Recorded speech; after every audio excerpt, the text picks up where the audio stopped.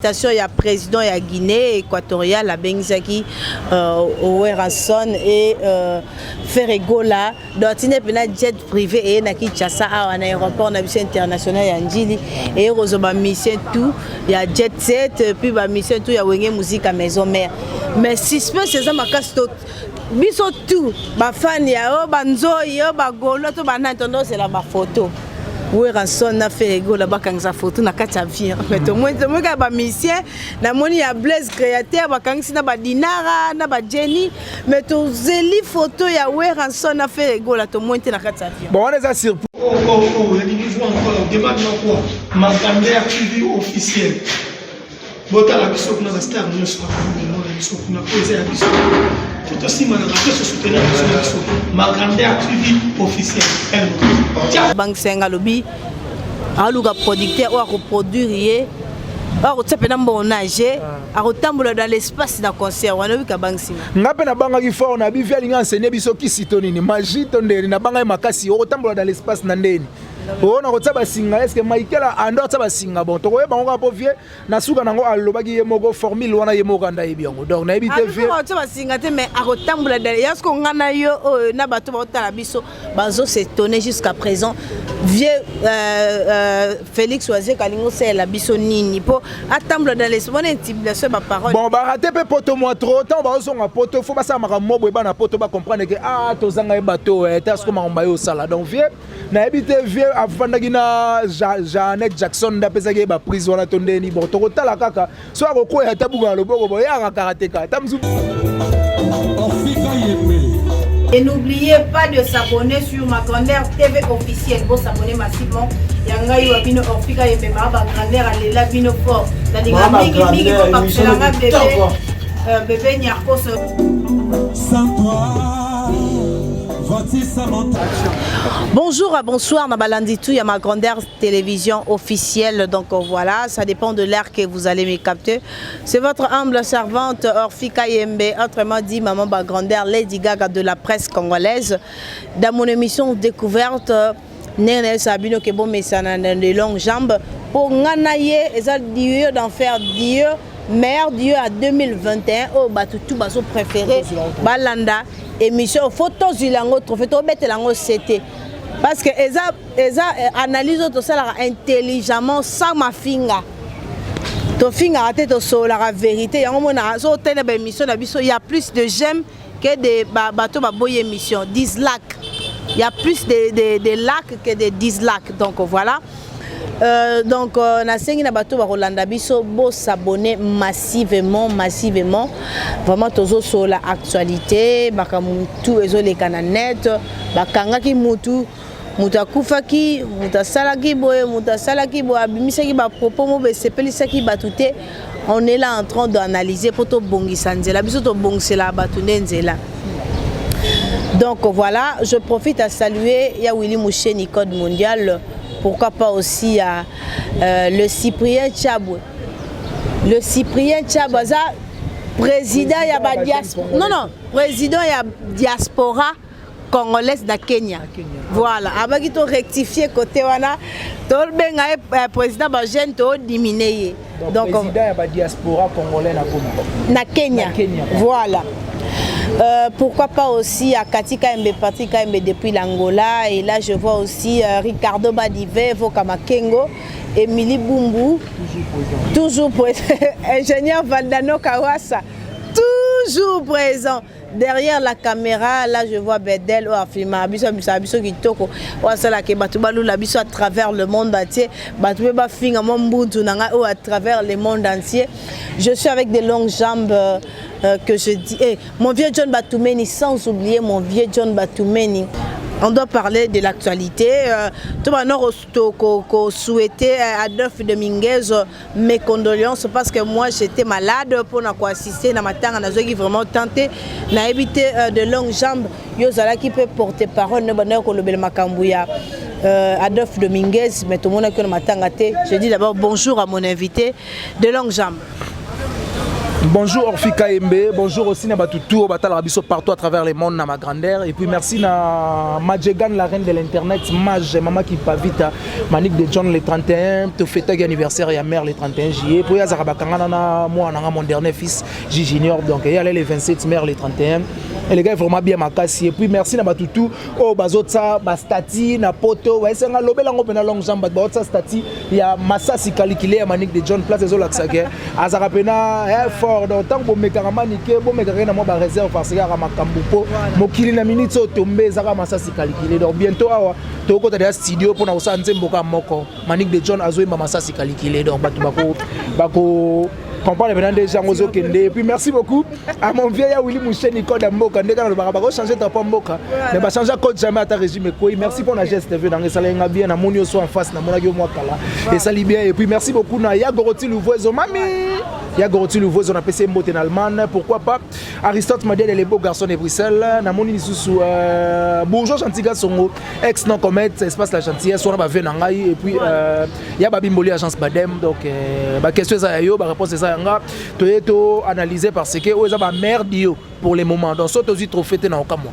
teto zango déjà na sola qui déjà pena mon vieux Zachary Baba Soué tant na sona mo ta féliciter nga déjà bi petite terre na sentir tu appelles ça votre musala ba journal tout bozo mo na gisa ça donc vieux Zachary Baba Soué prêtre idéologiste mouliste et idéologiste joueur à Kike bah arana remplaçante tara début donc toujours fort constat on a mon sali Orphika personnellement pour on a bana Hollande le pe moi kala avant tout comme appelé Pemeni Boyo vous avez porte-parole il y a Adolphe Dominguez on a le bilamakaamna ya musique ba programme tout ya move mais tant à Koufeli maman tout monde que yo oya quitté pourquoi bon nazala na ba problème mo parce que ce hôtel to lexi 4 ou 5 jours nazo mona na te awa na ma grandeur TV na la na déplacement mo stratégique to la na makambo to no ça la côté à Matadi donc et permettant qui pénate nazala donc de ma part nazo présenter déjà ma sincère condoléances malgré tout en retard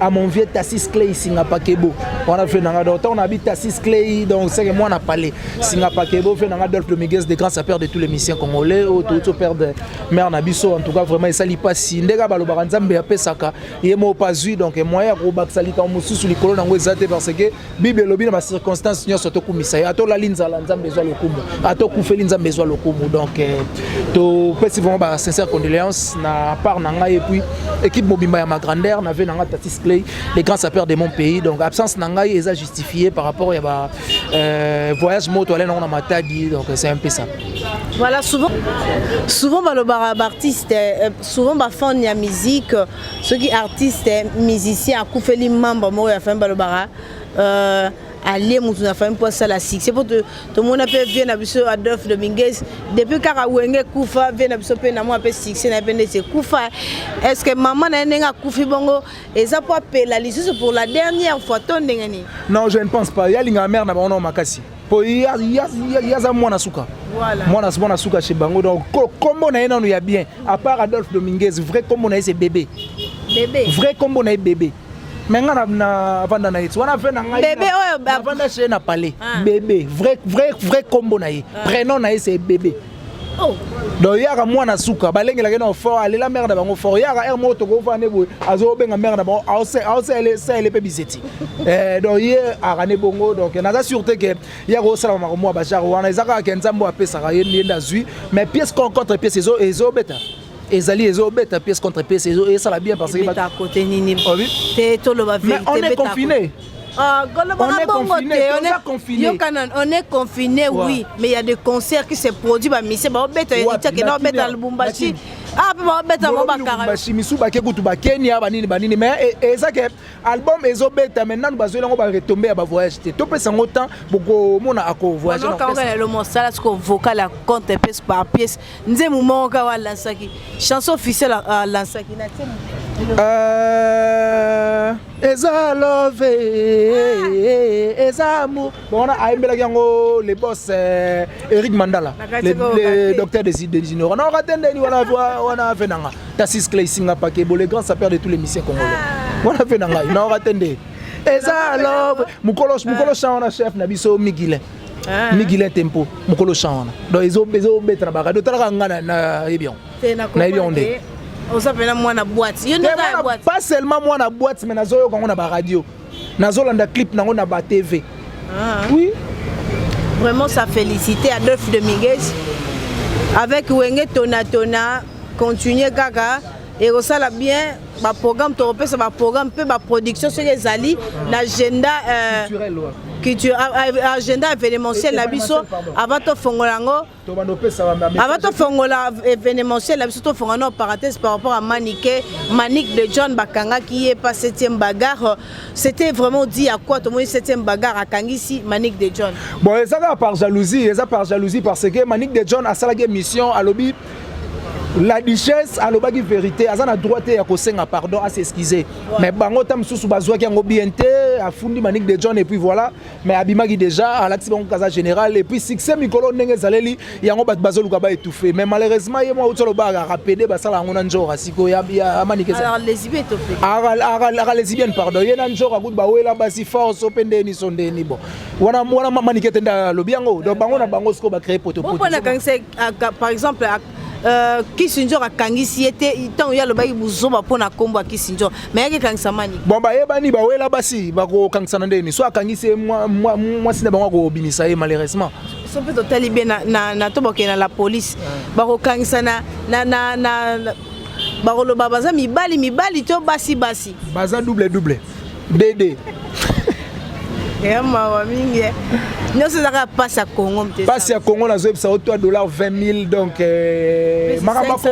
makambo ya Congo nyonso yetambola selonto donc tu as qui PD et approfondir cop qui lesbienne ba approfondir cop et ça que $3 et mata maki 500 francs donc on a compris que c'est que ça comme bota na césarienne maki 500 francs so bota neka normal pondes de maki na mokolo mais mati nazo comprendre nazo comprendre donc voilà to fongola calendrier na biso ya agenda événementiel la torobana na artiste ni to sous un artiste ni ouais torobana na monstre d'amour Félix Oazé quoi au hasard na niveau à Paris et en France azo préparé concert à Lyon et le 23 octobre donc le 23 octobre à Lyon en France nous sommes ba billet na ba plateforme nous sommes tekama donc ba tek en ligne et puis ba na ba place oyo ezaki so okay ozo billet donc ba payer ba billet parce que le 23 octobre Félix Oazé quoi avec Cultura Pays Mobimba ba rozala wana ya nga na profiter na cadre ya émission oyo ya na ma grandeur to profiter to ya éclipse mososo avant ba voyager to tout déjà ba impression na ezanini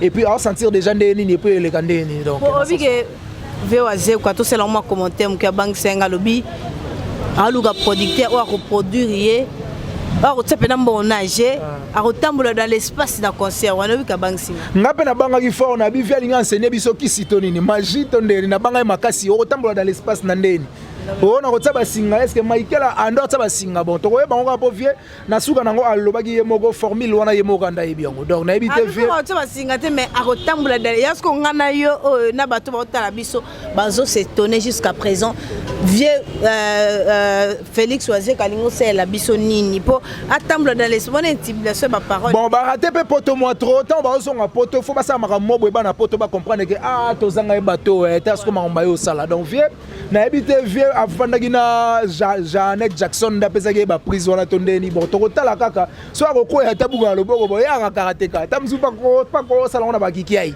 mais voyons voir na nous totala ndenge koleka donc mais que presse ba l'élige ça qu'on a nani Chipo ina nani Josdiena babi est-ce que vieux ko benga bango te ba ya ko assister na concert alobi déjà bato na banaye ko banga balongwa te si balongwe déjà siko na obanga ni autant ba kei ba sala makamba sali pe lo te siko ba vanda ba betaka te siko na bengisa ba ya ko sala ninya bon vient na suka na ko palo baki a bengisa bato ba na problème ba visa te donc tant alobi de ya bengisa bato ba na problème ba visa te na ba billet te donc ba j'ai ça que na ba juste bien écarté déjà pour j'ai ça visa ozwa ndenge nini bana ni azana azana na ba nini meka ya ba Afrika akenda c'est que faut misela dana mo ba séjour non. Faut qu'on a un visa, faut qu'on a un séjour parce que producteur a cause là pour na koyamba yo. Mais la charité bien ordonnée commence par soi-même.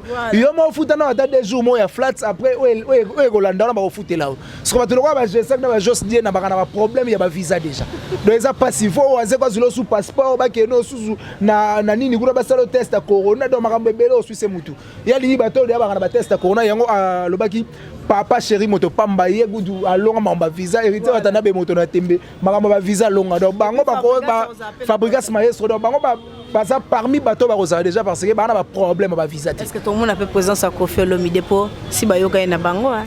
Bon fait Laurent Moto yebité total nanu hein po et ça la paie bien et ça la paie bien quand on maintenant ah to rataki maintenant potonde ba kangaki ba tipo ba combattre botika ba mba et ça paie bien et ça bien Vera Mbo maintenant so et ça la bien malgré tout vie mikolo Asa na pas papa na biso bati le quoi bonjour papa président ya Sénat à côté na parti ya papa biso bati le quoi ba tout dia ziko so une ba sala élection parce que AFDC bazara affilié na nini na IDPS ba nini union sacrée voilà na union sacrée bako zala affilié wana sikoyo soki balobi ke to voter sous président Fachi yo voter na bité na OK non na yo kana calendrier po na mbena na ke ba réunion il verra moi misi en tout cas vieux mo mena to sange vraiment na éviter vraiment mo to sanga via vraiment non na éviter musique comédie Silimba mo Vera Mbo donc dans la moni Vera Mbo na moni maman misa na ngai mais Vera Mbo donc et ça li bien makasi voilà et puis les maestros Fabrigas le 13 novembre na Lyon on a appelé Pekara na double mix à Robert on a donc ba somba déjà ba billet na ba plateforme le 20 les 23 octobre, Félix Oazé comme Bongo avec tout son groupe.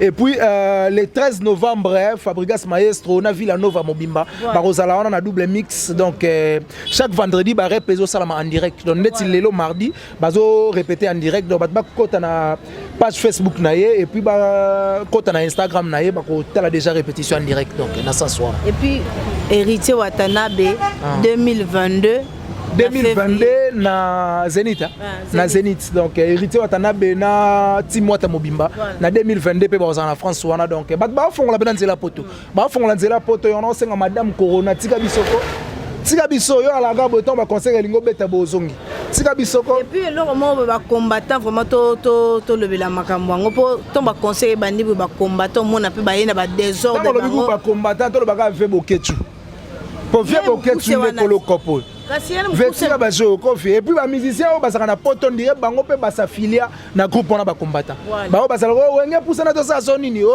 biso quartier la terre mélanger son nini rien ba kolo banzembo wana na ba kolo musique on a bazali faut ba yaka ba betaka bango moko bino ta bokenda ko kima na poto ba epsa bino ya cimetière boyo karaté parce que bokomi ko s'enrichir na banzembo ba tu o bino bosala peta msu ba focalité et ça la bien te faut ba kolo œuvre ba kende ba lela œuvre na bango parce que œuvre d'esprit basaka nous sommes après de fois bango artistes et musiciens bazonga wana ba beta ba concert na bango pour ça la bien makasi donc lelo to boucler wana na événement na agenda na biso les Rambo de bayebi date déjà to pesa ipesa kango privé na biso les rois de la Zénith et là donc c'est un peu ça voilà tout le monde qui invitation il y a président il y a Guinée équatoriale la Bengizaki Oweranson et Ferregola donc il y a jet privé et na Kinshasa à un aéroport na biso international ya Njili et Rosoba mission tout il y a jet set puis ba mission tout il y a wenge musique à maison mère mais si c'est ça makasi biso tout ba fan ya o banzoi yo ba golo to bana tondo c'est la ba photo Oweranson na fait ego la ba kangisa photo na kati avion mais to moi ka ba musicien na moni ya Blaise créateur ba kangisi na ba Dinara na ba Jenny mais to zeli photo ya Oweranson na fait ego la to moi na kati avion bon on est à surprise tamsu ba ko tango na affiche ya Dynastie na Harmonie parce que bah affiche il y a genre on a annoncer disque pourtant bah ça fait rigolo likolo na président Oweranson ba tesco ba bill ba selo na c et ça bena ba tête d'affiche tamsu eza stratégie mais quand on a lobby pour tamsu président faire mbala mo pas ziboul petit rabouliste donc ça il faut na bomba bena photo to ça on affiche dans la base à calme ba ça on affiche mais so biso tout va nga qui même continent net net biso to senti oh qui mieux continent net total encore bino ba songi voilà ba kanga on est nana banda kili box Moni photo et comme na senga photo. D'abord on va faire point ni via boyagité. Donc et comment on va procéder to samba trop. Donc on a sûr que président Ferrego là a bombi photo on a comme réserve stratégique ba on affiche il y a dynastie. Obi? Photo on a affiche. Boss c'est là on affiche. Ba traitango et bango ba iPhone 13. Ba traitango. Ba c'est là ba mi c'est ba il a information makamunini yo ba kesala kuna. Bah, et là, bah, suspense pas bon. Bah, quel concert? Bah, quel concert privé, il y a président. Il y a président de la République guinéenne. Si vous avez oh, bah, Souni. Coalition. FCC cash. Oui, raconte tellement de Ralanzala, nango fort, et on a donné comme ça, tout le monde. Bah, télévision, est-ce que bah, Simbani, mais il faut ça, bah, Simbani, via Fokaki. Donc, photo, on me relève au bima. Et ça, la critique, mon photo. Ton vidéo. Tika, tika. Le mané, un petit nanga. Moi kala. On est maravé jaloux. Oui, maravé jaloux. Tika biloko yo. Ah, petit menali ici. Bonsoir photo, votre on a dynastie. Et ça bien. Donc voilà, c'était là l'ambiance de l'émission. On commence à chiter. Qu'est-ce qu'on peut parler? La haute solité par rapport à l'actualité. Ouais, on peut parler aussi. Dispute OESO continue toujours na internet, dans le sens que grâce à moi à Bali, mais na zo epsayo, ceux qui m'ont à Bali c'est là, mais internet est comme ma belle. Et comme ma belle. C'est ma CV Abima. Abima on orchestre. L'orchestre ya Fabregas Abima na ba misenyo, Abima na imo ainsi que Fabregas. Et Salini. Ba longo le loko ngo bakena ngo. Bakena ngo te, ça savant te précis là. Parce que grâce à moi, c'est une fille bien, alors barato trotter, azala na ba polémique moi ba buzo baté malheureusement récemment on a yoka na makambo boye mais na bana bana ko douter parce que grâce à mon na yebi na makambo wana. Biso yo bossé internet. Internet ça que clic clac mais toi na ba vie na biso normal auto viva. Mais singa bana za nga yuma na bolingo. Nandimi na nga en pleine vidéo. Ah. Donc c'est là na yo yuma. Faut nani autant on va le ça là na et ça parcours à vie. Et ça parcours. Il fallait lobby que vraiment nga pena na bolingo pena na romantique na le la rapé pour nang. Oui, on est ça état d'esprit net automatique à la kibomo. Azar romantique te mais azalaka romantique. Donc azalaka romantique. Voilà, le la rapé na bolingo. Allez la rapé na bolingo. Soit embi a flyer romantique. Embi ba fan appel romantique. Et ça ka makambo. Degré. Donc batu bazwa vie na biso ya TV to sala ba neto sala dio na biso. Yango te ba mango na vie normale. Et comment moi sina mobile non, ça n'a rien à voir. Pourquoi pas bon ba gete bo sala lisusu bo approfondir ba idée pour boler sa biso ba genre ba damage. Vraiment félicitations. Ba ola mbebe no biloko mo ekoka na mungu te. O ka ken pena bande lingala de po bande ka lingala bino sko lingala bon. OK, ermo il faut be bilingue pour batsa ngona ba TikTok. Pour batu musu ba batsa ngona ba TikTok te parce que baza bilingue te. Yo so loga lingala. TikTok on peut continuer à YouTube dans le sens que au cause de la vidéo na mo le même makambo bo au fini place moi comme créer place on bâtir photo na c'est émission au moins bâtir photo na c'est ba comme créer so appuyer ngo émission écran ya vidéo maman so ko s'appuyer ne to ça la ba snap. Voilà, bah snap. Au moins, on a ma émission et comme les autres yokango. Donc tu peux répéter ça. Donc on a signalé déjà battu. Oh bah c'est pas une félicitations de te féliciter grâce à moi. Bah liba enregistrant on va reçoit la gara de la même façon et que ça la vraiment bien. Donc on va aller expliquer bino kaka sur OCP na maloba on est une émission où tu peux appuyer na côté mon ancien émission mon bâtir signe photo et puis va comme créer ce qu'on appuyer wana et comme mo ils ont son appareil photo et téléphone na yo so pe ngotango en arrière ou ngotango en arrière ou bien ngotango devant car yo on s'appuyer longuement au moins na parole aux en émission et comme la yo na partie vidéo au lande la kamaloba au publier on peut na cadre car c'est la biso promotion ya encourager musala quoi. Voilà. Donc voilà, félicitations à grâce de moto CP Makasi vraiment au fond les biso tout ba fille à net ba benga biso ba pute ba pitin de merde les sous. Salut bien. Donc n'a habité quoi. Mais félicitations ma chérie.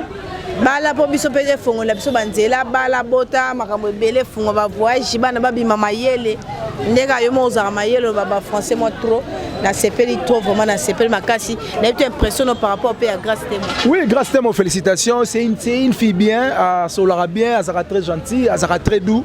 Alors bah moi trop tard, on a autant que récemment on a eu une vidéo moi bimaki par rapport à Grâce Temo, mais na douta qui na benga qui na TV et le côté donc ça ba spéculation ba spéculer ba message mo pour na salir ka image ya moto.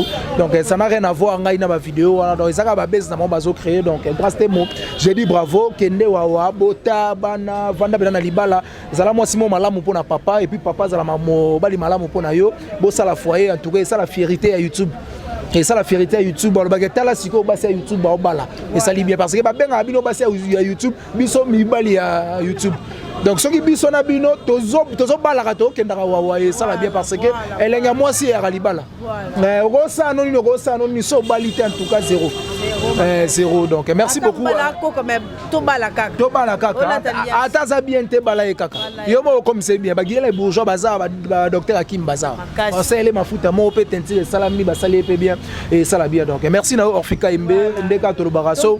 Ce qui musale zali to goya to sala bango pona bolingo to zaka nango envers bango donc so boule zali to ya offrir bango to za déjà de retour na Kinshasa donc je pense que to laisse bango damage et puis lobby to sala bango damage mo ba j'ai le roi ba fumbwa et ça pena bien pour bata poto ba kana nzala fumbwa blague tena ça donc merci beaucoup Orfika et maintenant profiter maman na bandi sa staff nanga ya ba bimboli agence Badem na Belgique wana donc so za pour ça autre biloko na yo na Belgique ya tiki ça tili bo so porte ndaku agence Badem il y avait na Babimboli donc ya wana ambonné di forme ça la kitoko boutique d'habillement et frata mode na 18e rue d'Anvers na Sax Gambetta on a Lyon to payer forme on est plutôt tek en ligne au benga na numéro na ngana peso numéro et frata mode au payer forme ça la bien fort ngana ntabaze jonga poto se funga mitolia to tolia te il faut tolia parce que ça la déjà makasi ya Willy Moucheni Koda Mboka venanga merci beaucoup na geste Jatika Songo bourgeois venanga et puis batu tout balinga de long jam plus 243 90 69 017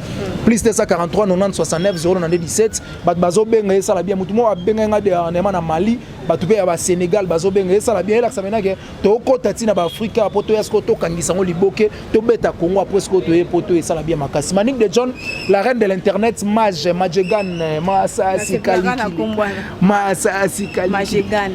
Maj la reine de l'internet général warrior Suga jaune Mikolo te tira jaune na ça poto Mikolo tombe ba benga passer na ngoroti nouveau zone allemand na singa allemand bomba Mikolo ka masasi kalikile donc Manique de John azokota studio kala troté ba tout bana posa ba dédicace o sekini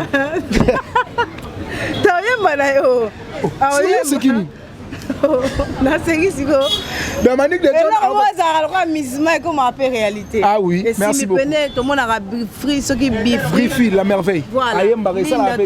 Tati Linda pas auto yemba. Donc ça n'a rien à voir Manique.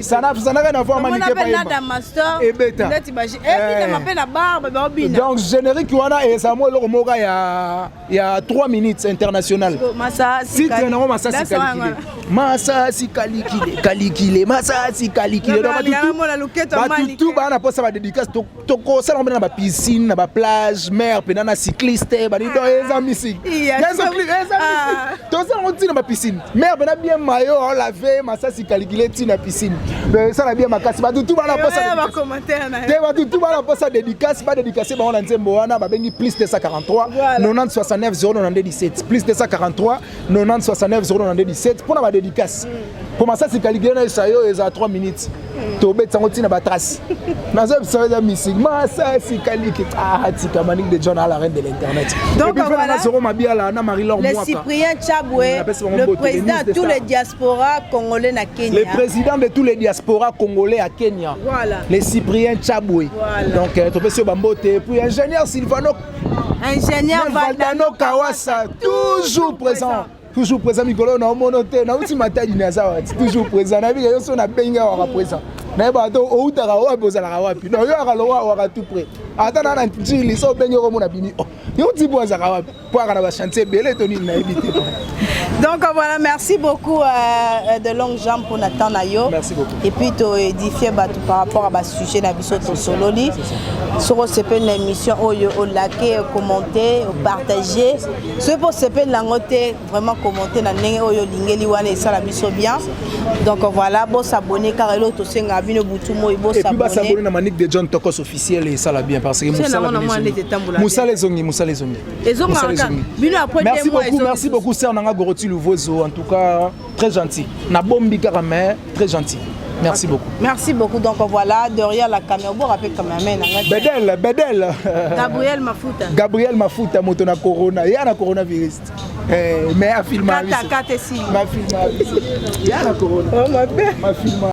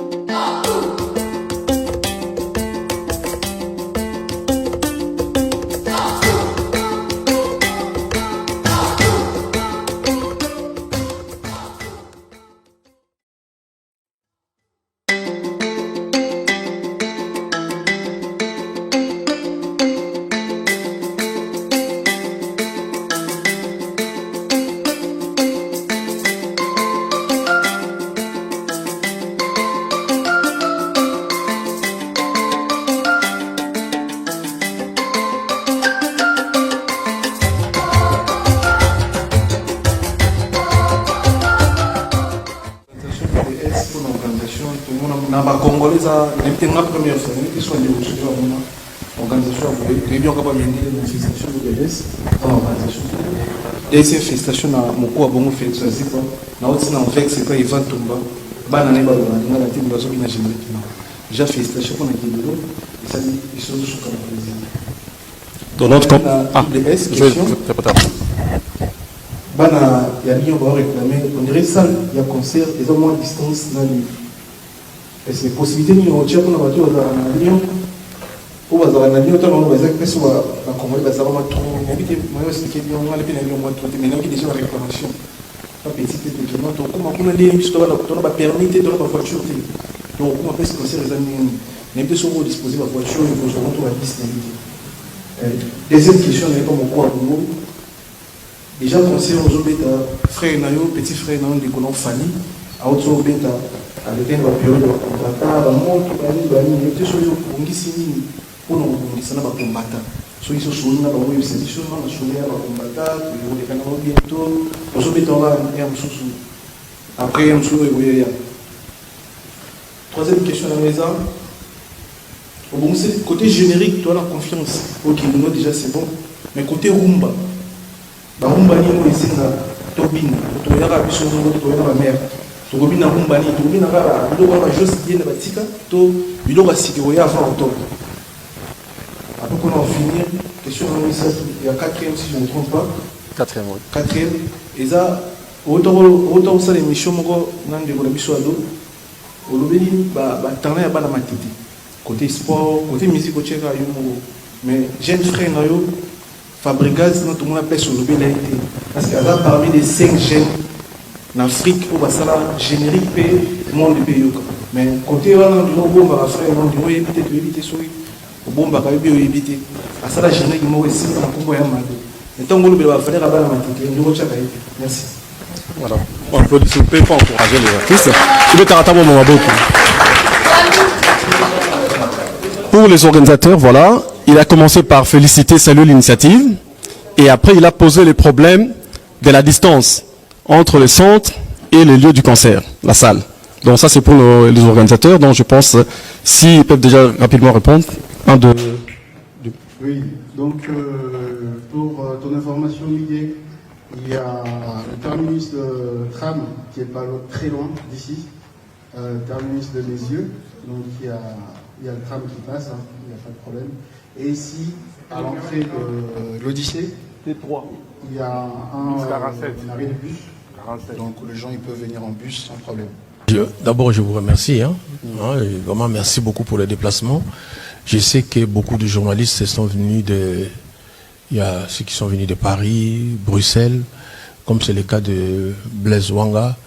Il y a vraiment, moi, je suis touché par le fait des déplacements, en fait. Voilà, donc je ne peux pas citer tous les noms, mais je reconnais le visage.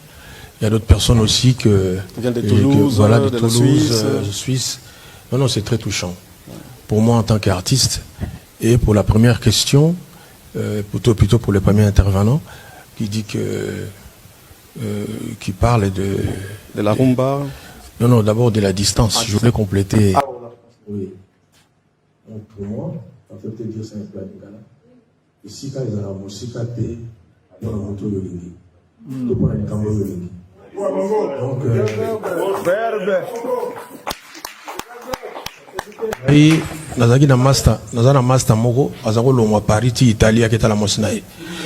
Donc vraiment yo c'est siko que to sukaka na Lyon là vraiment c'est intéressant. Donc non pas par rapport à d'autres questions. D'abord c'était sur la rumba et moi je vous garantis donc bon, peut-être que vous ne suivez pas les actualités, je sais qu'il n'a pas posé la question pour lui-même. Déjà, j'ai la chanson Mili qui est là. Il y a d'autres chansons, il y a Pito Lukaya, il y a beaucoup de chansons, Katikayen, Après l'amour, il y a Bindu, où je chante Bébé, tout ça. Donc, non, il y a beaucoup de choses. Donc, non, les gens seront, je pense, très contents des Rumba aussi. Par contre, pour les génériques, pour les spectacles en soi, comme vous le savez, depuis ma dernière production à l'Olympia de Paris, vous avez beaucoup apprécié ces concerts. Je ne sais pas si on pourrait faire la même chose, mais je pense qu'on va essayer. Il faut être humble, parce que c'était pas facile de faire comme à l'Olympia. Aujourd'hui, c'est resté parmi les 3 meilleurs concerts africains. Voilà, donc je suis très content en arrivant. Serge m'a montré la salle. Déjà, une fois, il m'a appelé pour demander ma permission s'il pouvait utiliser un de mes morceaux dans... On a pris l'habitude d'appeler ça des génériques, donc dans une chanson dansante, dont on se connaît très très bien. Mais ce que je vis dans la vie, c'est quoi? C'est par moment, quand on cite des noms, on va toujours quelque part louper des noms. C'est-à-dire que quand je fais une liste, elle n'est pas exhaustive. Voilà, mais Fabrica, c'est... D'abord, je sais que après moi ici, à Lyon, c'est lui qui va venir pour le compte de... Donc, je ne peux pas l'oublier. Je ne peux pas l'oublier, c'est un garçon qui est très, très, très talentueux. Moi-même, j'ai assisté à ces concerts à Kinshasa pour apprendre. Moi, j'aime beaucoup apprendre. Je ne sais pas combien d'années je vais vivre, mais j'aimerais bien apprendre jusqu'à la fin de mes jours. C'est tellement intéressant d'apprendre. En tout cas, dans la plupart des cas, ils ont déjà eu des réponses ou satisfaction. Voilà. Donc, le fait qu'on commence à annoncer les concerts, je n'ai pas de mauvais messages de mes frères. Même le producteur, en tout cas, je ne pense pas qu'il a été déjà menacé ou qu'il soit déjà menacé par rapport à ça. Mais il ne faut pas non plus le provoquer. Il ne faut pas dire que est-ce qu'on peut ou on ne peut pas. Donc on voit ça par rapport à leur attitude. Moi je me dis, ce qu'il réclamait au pays, je pense qu'il a obtenu. Voilà, aujourd'hui beaucoup de combattants travaillent avec le gouvernement en place. Peut-être qu'il y a encore de nouveaux combattants. Alors, ils sont seulement pour la musique. Ça aussi, c'est une question. Ceux qui nous empêchaient de faire nos concerts, ils sont aux côtés de Tshisekedi, Fachi, Béton. Et la plupart de ces combattants, on parle très très bien. On se parle, quoi. Donc, moi, j'ai le combat qu'ils ont mené. Pour l'instant, il n'y a pas de problème avec des combattants. S'il y a des négociations à faire, on le fera. Même pour Pierre, déjà à l'époque, il y a 12 ans, j'ai fait des tractations avec eux. C'était pas évident, mais ils ont compris. Moi, dans mes propos, je ne les provoque pas. Dans tout ce que je fais, je reconnais leurs combattants. Une fois même, j'ai dit, je suis le premier combattant. Quand vous faites une chanson comme « Que demande le peuple », quand j'ai chanté ça, il n'y avait pas encore le combat. Mais ça, déjà, un tel titre, c'est déjà un combat. Hein? À cette époque-là, on sortait d'une élection, et moi, je sors une chanson « Que demande le peuple ».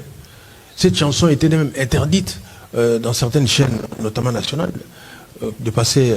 parce que déjà, quand on dit « Que demande le peuple », on sent déjà la provocation, alors que moi, il n'y avait pas une connotation de provocation.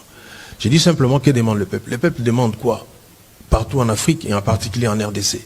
Qu'on mange, qu'il y ait les transports, que nous puissions nous soigner, que les enfants puissent aller à l'école, etc. Et ça va rester toute nos vies la même demande. Voilà, donc... moi, je me considère comme étant les premiers combattants. Alors, s'il y a ceux qui m'ont suivi dans le combat, veulent continuer encore le combat, peut-être sur d'autres sujets, mais pas par rapport à... Non, ça ferait un peu trop. Pour finir avec les combattants, moi, une fois, j'ai dit ceci pour les combattants. Quand vous punissez votre enfant, on vous dit, par exemple, à genoux, mais il faut que vous-même, vous veniez encore les mettre debout. Mais si l'enfant par lui-même se met debout, vous perdez votre autorité. Donc, donc, au moment où je vous parle, là, les genoux sont déjà abîmés. Donc il faut qu'ils nous soulèvent. Quoi. Sinon, il faut qu'ils nous mettent debout. Quoi. Sinon, on va se mettre debout nous-mêmes. Or, moi, je ne veux pas faire ça parce que ce serait comme, voilà, on est dans une salle de concert et puis il y a des bagarres dehors. Ça, je ne souhaite pas ça. Nous sommes quand même un peuple mature. Je pense que